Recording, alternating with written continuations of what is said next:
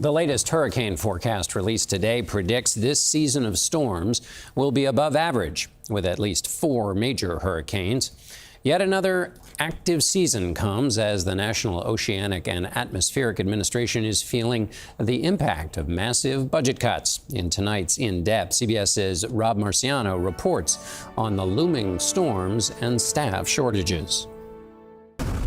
Deadly and destructive hurricanes. 11 formed in the Atlantic last year and 5 made landfall here in the U.S. Together, they caused more than $100 billion in damage.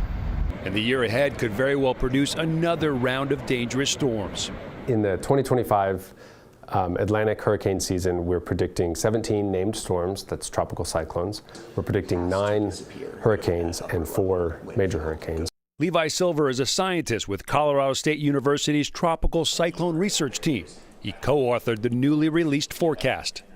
One of the first components is to look at the statistics of the sea surface temperature and the statistics of El Nino and how we've seen that historically affect hurricanes in the tropical Atlantic region.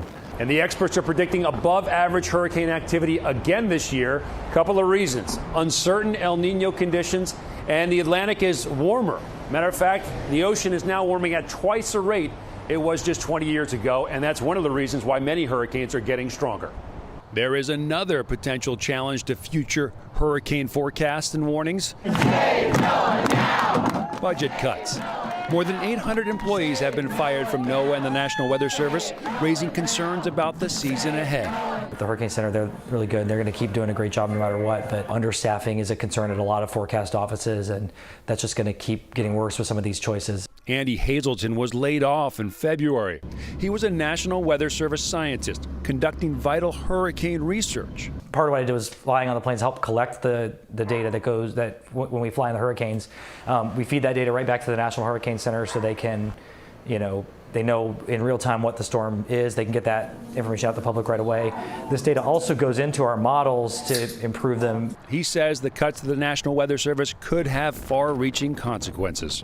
Well, I'm worried that some of the recent gains we've had with models getting better, those will be slow to reverse, such that hurricane forecasts won't keep getting better like they have been, or maybe even start to get worse again if things are bad enough. And that's something we don't want to see, because our goal is to protect lives and property.